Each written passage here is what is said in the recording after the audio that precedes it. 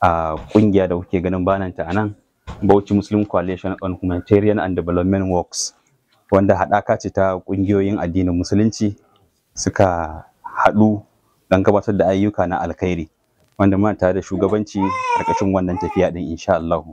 Kuma yanda yake an kawo abun alkhairi ne ma wannan ƙaramar hukuma.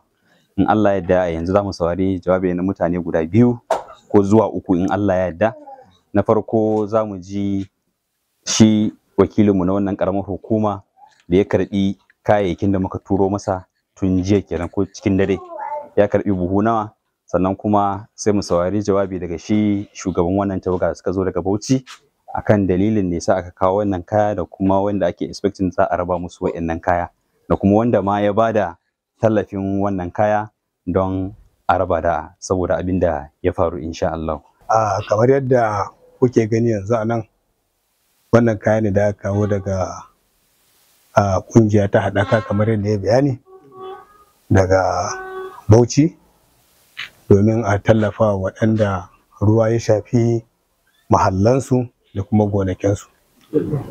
So Allah ya sa kaddara an samu wannan taimako a yau ɗin nan insha Allah, kamar yadda direban ya kira ne ya gaya mu, muka jira shugabanni don ma distributin wannan kaya ga wanda Allah ya sa sunan ya fito a wannan wuri.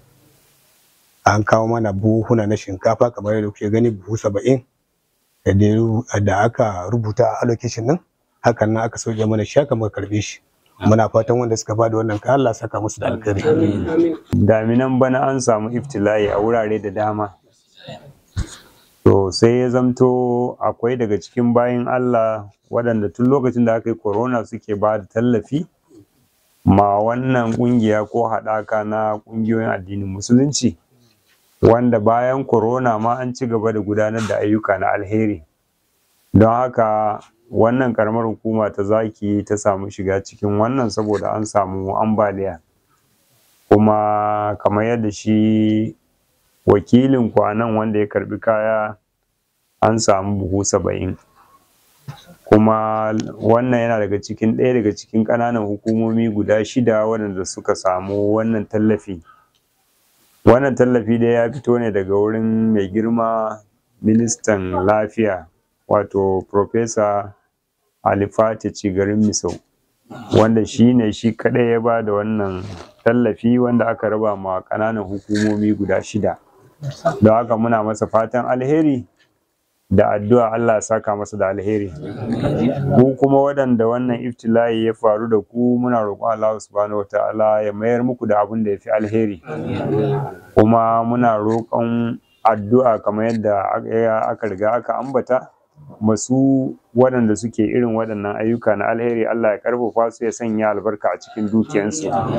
Muna fata da waɗanda muka ba su amana kuma suke gudanarwa yadda ya kamata, su ma Allah ya sa mu yi tarayya a cikin lada, Allah ya saka kowa da alheri.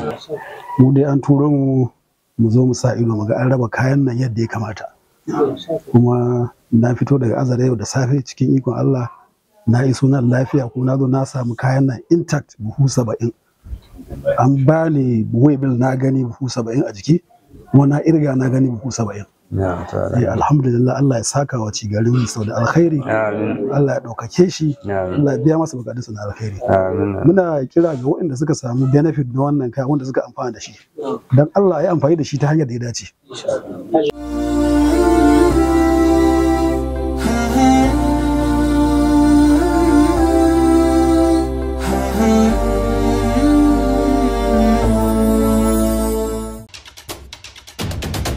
Ba zan aura ma 'yata dan iska irin ka ba.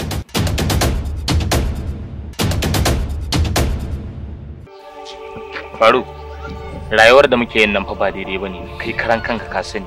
Wallahi idan wani ya je yanda kake wannan magana, ya je yanda kake kurusha abin nan, sai ya dauka wani shaye-shaye nake. Iya yar wiwin nan ne, iya wiwi ce kawai sai shisha. Wallahi in ban aure shi ba mutuwa zai yi. Baki da hankali ne? Wani irin mutuwa? Kike kira ma kanki mutuwa saboda ɗa namiji ko? What? No, kin gane Islam. Ni kin ganna ba wai na kira ki da wani abu bane. Kawai na kira ki ne domin in gaya miki cewa mu rabu. Abin da yasa na kira ki.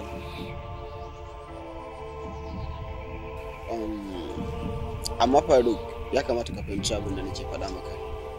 Ka tuna kai fa maraya ne. Ni gaba ɗayan ka zo irin ni wa'azin da kake nane ni gaba ɗaya ba na so kamar. Ha ba kai kuwa.